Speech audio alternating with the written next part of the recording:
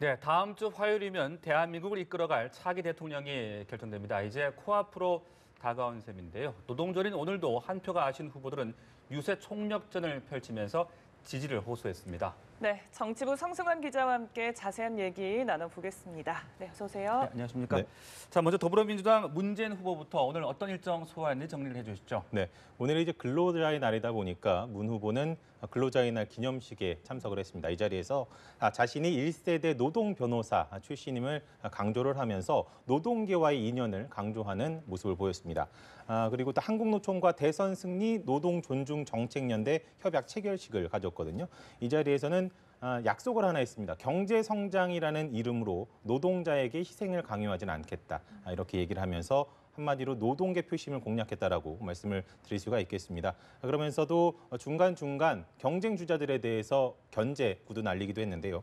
640만 비정규직 노조의 조직률이 겨우 2.6%에 불과하다. 이래도 강성노조라고 할 수 있는 거냐라고 하면서 홍준표 후보를 좀 겨냥을 했고요. 그리고 부패 기득권 세력과 손잡고 정권 연장을 꿈꾸는 세력이 있다라고 얘기를 하면서 안철수 후보 측을 또 견제를 하는 모습을 보였습니다. 이어서 또 홍대 인근 카페에서 군 장병의 부모 그리고 애인들과 함께 간담회도 가졌는데요. 이 자리에서는 사병들의 인권과 복지를 충분히 보장하겠다 이렇게 또 약속을 하기도 했습니다. 현재는 또 이제 경기 의정부시에서 젊음의 거리에서 집중 유세를 벌이면서 젊은층 공략에도 공을 들이고 있는 모습입니다. 네, 자유한국당 홍준표 후보 행보도 살펴보겠습니다. 호남과 충청을 두루 훑으면서 서부 벨트를 공략했다고요? 네, 그렇습니다. 일단 제주도당에서 지역 공약을 발표를 했습니다. 그 지역 표심을 공략을 한 건데 그 이후에 이제 호남으로 공약해서도 또다시 지역 공약을 발표를 하면서 나를 지지를 해달라라고 얘기를 했습니다.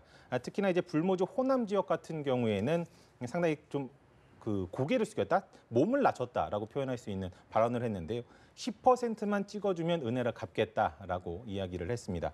그러면서 또다시 이제 경쟁 주자들에 대해서 마찬가지로 견제구를 날렸는데 안철수 후보를 향해서는 안철수의 태상황은 김종인이다라고 얘기를 했고 문재인 후보를 향해서는 문재인의 상황은 이해찬이다라고 얘기를 하면서 내 상황은 국민이자 서민이다라고 얘기하면서 약간 차별화를 또 노리는 모습도 보였습니다. 지금 홍준표 후보 같은 경우에 하루 이틀 내에 이제 그 안철수 후보와 골든 크로스가 이루어질 것이다라는 것을 상당히 자신하고 있는 상황입니다. 그렇기 때문에 남은 기간에는 문재인 후보 때리기에 좀 집중을 하면서 막판 역전을 노릴 것으로 그렇게 관측이 되고 있습니다. 네. 자, 그리고 안철수 후보 또 막판 어떤 판세 뒤집기 이렇게 주력하는 모습을 보이고 있다고요? 네, 그렇습니다.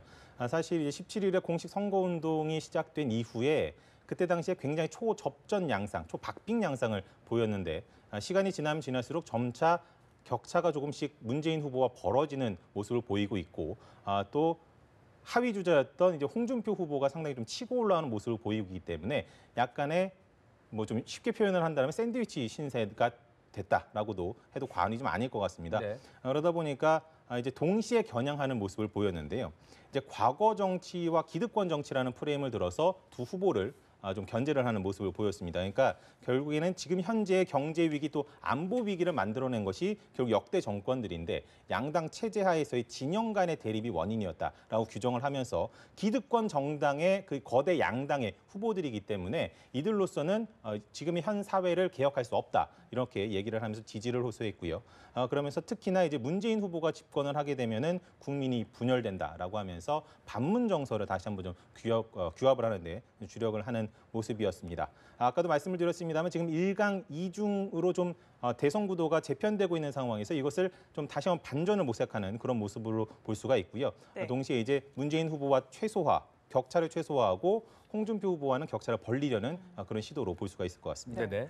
한편 바른정당 유승민 후보는 서울 유세 일정이 취소가 되면서 이와 관련해서 여러 가지 관측들이 나오고 있다고 하죠. 네, 그렇습니다. 일단은 보수 진영에서 가장 관심사가 기자들만의 관심사일 수도 있습니다만 초미의 관심사가 과연 후보 단일화가 될 것이냐 여부가 될 것입니다. 근데 이제 그 제주 유세를 진행을 하고서 서울에서 이제 또 유세를 이어갈 예정이었는데 이게 이제 돌연 취소가 된 겁니다. 그래서 기자들이 모두 다 이제 어떤 이유 때문에 취소가 됐느냐라는 것을 상당히 좀 관심을 가졌는데 사실상 지금 홍문표 후보 같은 경우에는 단일화가 없다면 내일 당장 탈당하겠다라고 밝혀놓은 상황이고 사실 10여 명 정도 달하는 의원들이 연쇄 탈당 가능성까지 거론이 되고 있는 상황입니다. 네. 이런 상황이기 때문에 아무래도 이런 당의 의원들의 압박 이런 걸로 인해서 거취를 좀 결정하지 않겠느냐라고 관측을 했었는데요.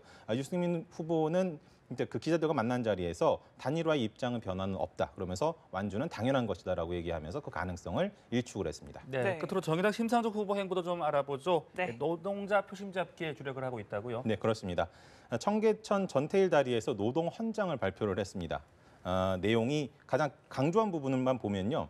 노동 존중 정신을 헌법에서 구현을 해야 된다라고 얘기하면서 헌법 그 조문 안에 들어있는 근로라는 표현을 노동으로 바꿔야 한다라고 이야기를 했습니다. 그러면서 동일 노동, 동일 임금을 준수를 해야 된다. 그러니까 정규직과 비정규직의 차별을 철폐해야 된다라는 점을 또 강조를 했고요. 그 노동자의 정치 활동도 허용해야 된다. 이런 내용들도 다 헌장에 담겼습니다. 그러면서 이제 심상정 후보 같은 경우에 민주정부 그리고 보수정부를 둘 다 비판하는 모습을 보였는데요. 먹고 사는 문제에서 이 두 정부는 결국엔 늘 기득권 편이었다라고 하면서 자신을 지지해달라고 호소를 했습니다. 네, 여기까지 오늘 후보들 행보 성승환 기자와 함께 살펴봤습니다. 오늘 고맙습니다. 고맙습니다.